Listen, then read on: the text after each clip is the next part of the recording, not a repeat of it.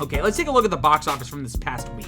Total domestic box office was a little more than 95 million, which was a 28% jump, right? So, which is interesting considering that the number one movie is kind of like a flop, so to speak, but at least it's a higher earning flop, right? It's a flop considering, the brand of the property and the budget, as we'll talk about.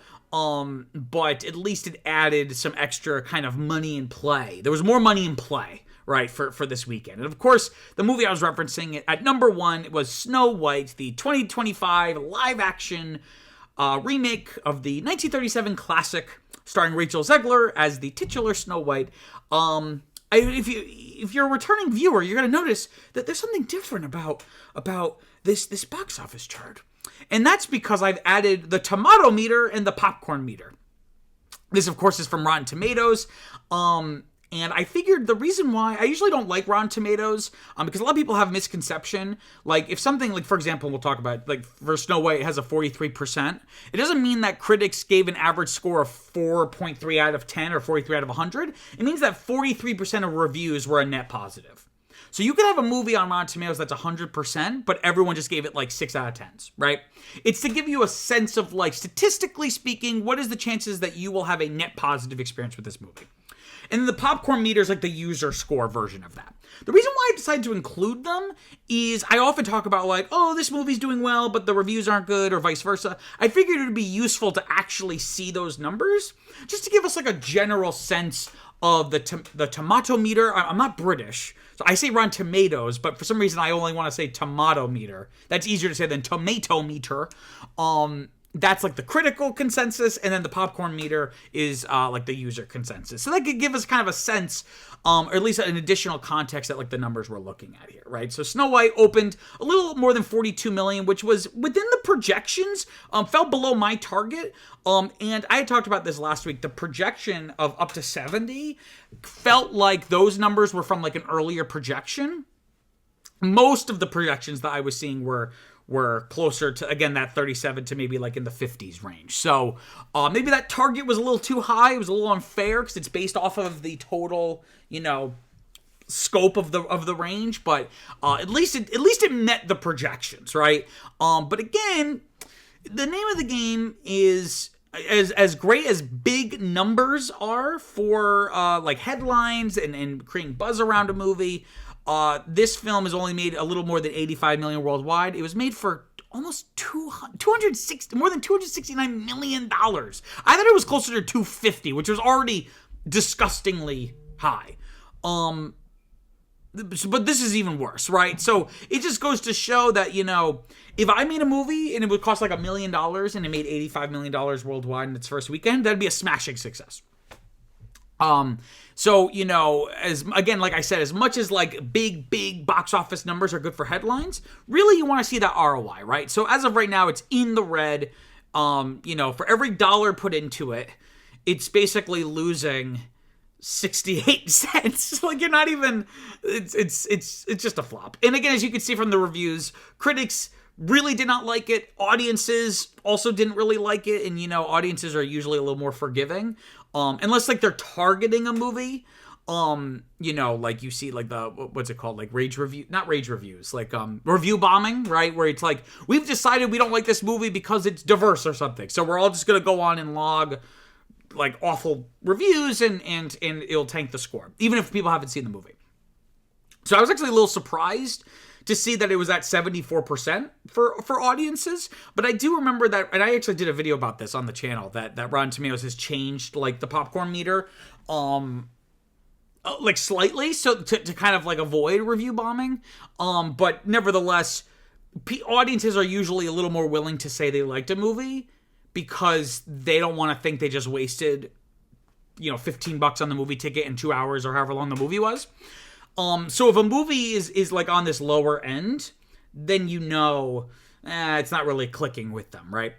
Also opening this week at number 7 was the Alto Nights. This is kind of a Robert De Niro. Robert De Niro plays 2 characters in it, which is weird. It's like your very standard mob kind of movie. And it's just very traditional, like, or conventional, I should say. And it did not really do well. It at least made the projections, but just barely, right? So it was projected to make around 3 to 7 million. It made about 3.1, 3.2. I'd put a target around 5. Maybe that was a little too optimistic. And also not very good ROI. So it's only made about 5 million worldwide. It costs like $45 million to make. So it's even worse ROI, all things considered, right? So, you know, I don't know what they were thinking. Like, I always wonder why. Like, they make movies that are clearly so dated. Like, is it just like inertia that, like, they just, like studios are just like, well, we've already been working on this movie, so we may as well, it's like the sunk cost fallacy. Like, we may as well just make it. And it's like who wanted this movie? I don't know. I'm sorry. But again, like, the critics really did not like it. Audiences also, again, around 70%. So, you know, it's not really speaking to them, right? Continuing into their second week, we have Black Bag, right? Very good Rotten Tomatoes score, 97. Kind of a lower popcorn meter score. Brought in this weekend a little over 7 million. Only a 6% drop. That's a really good hold. I wonder if there was this, you know, maybe not just Snow White. It's just this effect of, I don't know what it is. There's just more money in play, like we said, like we were saying earlier. Again, also still in the red, though. We've seen a lot of bombs, or I don't even want to say bombs, but just a lot of red in this far right column under percent return. Also continuing is Novocaine. So interestingly, Black Bag was at 4 last week, 4th place. It actually jumped up to 2nd place. Novocaine, I just hit my mic, sorry. Novocaine held its 3rd place spot. Again, pretty decent reviews, all things considered. It's like it seems to be a pretty enjoyable film. Brought in a little under 7 million. Bigger drop, 22%, but again, for a second week, that's not bad at all. And it's actually not on the red. It's on the green either, though, right? So it's made more than its budget, right? It's made almost 21 million worldwide off of an $18 million budget. But if you are viewers of my show regularly, you know that I often say that, you know, in a perfect world, you want to like double your budget, because the budget does not account for things like marketing or advertising. And this isn't to say marketing and advertising is always the same amount as like the standard regular budget. But at least if you double the budget, then like, you know, you're in the clear, right? So it is crossed this first threshold, but there's still a long way to go to get up to what would that be, 36 million, right? Also continuing into its second week, which is really interesting. The Day the Earth Blew Up, a Looney Tunes movie, jumped from 9th place to 6th place. Again, really very bizarre week. Very bizarre. And again, this isn't just the weekend. I do from Monday to Sunday. Again, very good reviews. Kind of had a weak opening, also in the red, but look at it, had a 6% jump. That's insane. For a movie that was basically has had like zero marketing, and it was kind of written off and was basically just like the sloppy seconds that Warner Brothers didn't want. You know, maybe this could kind of, you know, only in its second week, it's legs, which, you know, if you're new to the channel, legs is basically a formula. I really come up with a different name because it just sounds weird calling it legs, but the legs are basically, you take the total domestic box office and you divide it by the biggest weekend. Usually it's the opening weekend, but it doesn't necessarily have to be, right?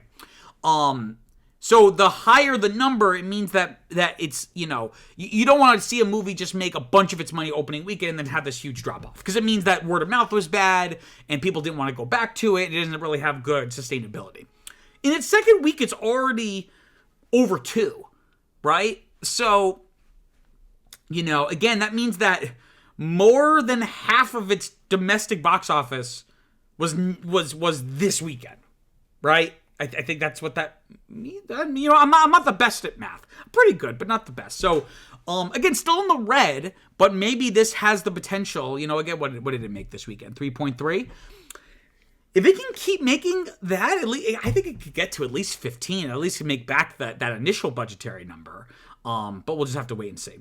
Also continuing to its second week, we have The Last Supper. This is, again, like a religious movie, exactly what it sounds like. It's about Jesus, which I'm not against, right? Because I'm Catholic and I like religious movies like that. But held its 10th place spot. No review score, right? I even went on Letterboxd to see. Like, doesn't even have enough reviews for Letterboxd to even show the score. You could calculate it because they show you the distribution of how many people gave it what scores, but I'm not going to do that, right?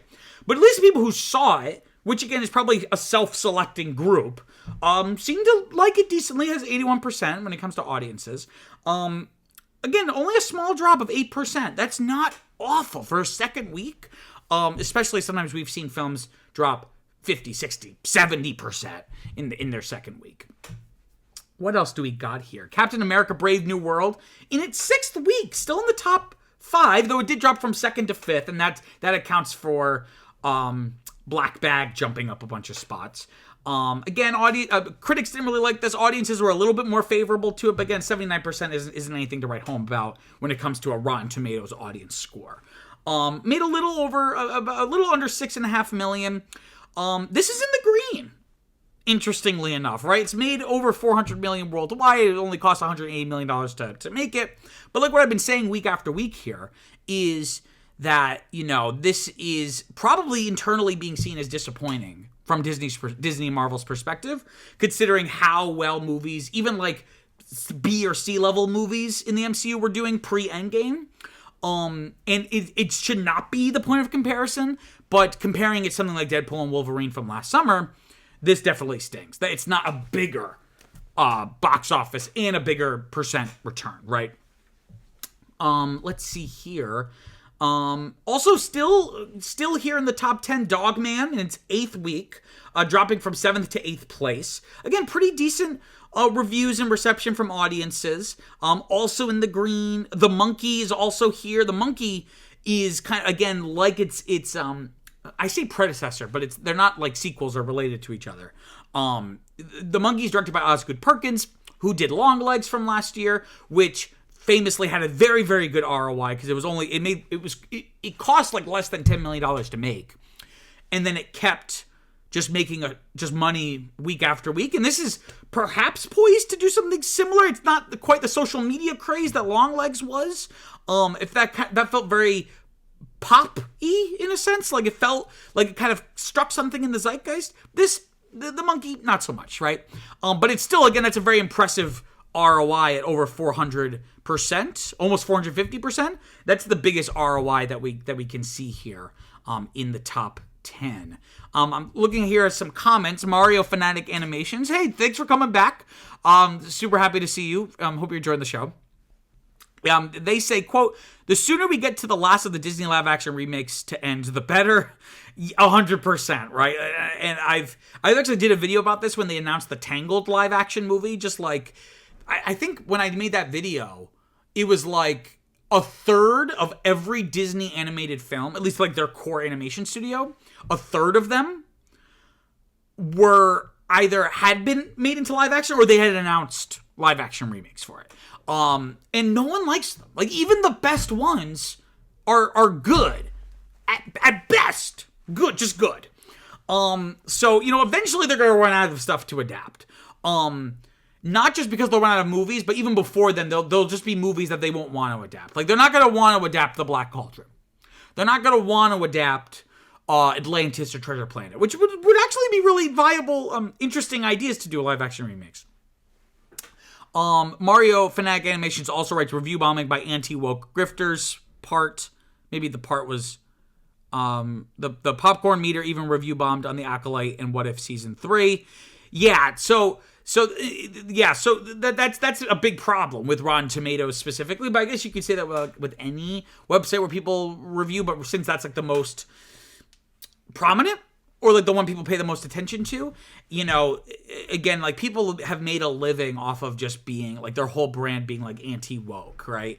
So again, I'm surprised that Snow White doesn't have a worse popcorn meter score. But that might also just be chalked up to, like they just don't give a shit as much, in the sense that like there's other things to give a shit about, perhaps from their perspective.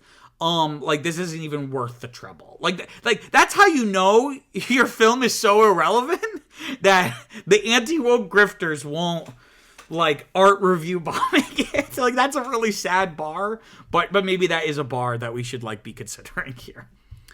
Also looking ahead to this upcoming weekend, we have A Working Man.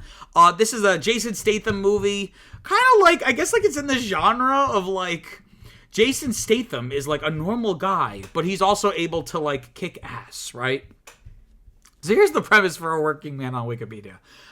Levin Cade, an ex-Royal Marines commando, leads a peaceful life as a construction worker in Chicago, the titular working man. However, Levin is forced to use his old set of skills to find his boss's teenage daughter, Jenny, who had been kidnapped by human traffickers, and soon uncovers a conspiracy of corruption and government agents' involvement in human trafficking. This is again not projected to make a lot. You know, Snow White was like the big bright spot over the past couple of weeks. Despite it being a bomb, at least it's like the numbers are bigger. This is only projected to make around 10 to 16. I'm going to put the target like right in the middle, around 13, just to kind of keep things simple. We also have Death of a Unicorn. This is, I believe it's an A24 kind of horror comedy thriller movie where they like find, like they accidentally hit an animal with their car, but it turns out it's a unicorn, and it becomes like this whole kind of, I feel like A24 has really gotten like a little formulaic. At least with their trailers. Like, every trailer for an A24 film feels like exactly the same. This is only projected to make around 7 to 15. I'm going to put the target around 10 on that lower side. Just because a lot of films like this just haven't been doing as huge of numbers lately, right?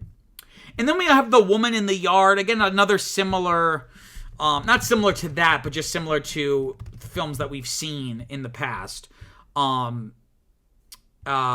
It's basically... Well, here's the Wikipedia premise. Seriously injured after a car crash that took her husband, Ramona now must care for their children alone in her rural farmhouse. Suddenly, a lone, spectral woman shrouded entirely in black appears on a family's front lawn without explanation and warns them today's the day.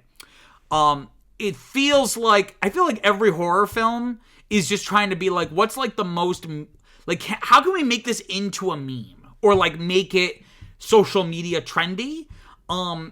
And I don't say this like, oh, movies used to be so much better. Like movies have always been cynical when it comes to their targeting of audiences and marketing and things like that. But it just feels like, it feels very effortful, you know, instead of effortless, right? This is, again, a pretty small opening, only around 5 to 10 million. I'm going to put this around 7 as my target. What an interesting story. I'm sure you have some thoughts about the topic, so comment below, let me know what you think. Also, don't forget to like and subscribe. It really, really helps people find the channel and makes me feel all warm inside. Until next time, I'm Peter Mancuso. Peace out.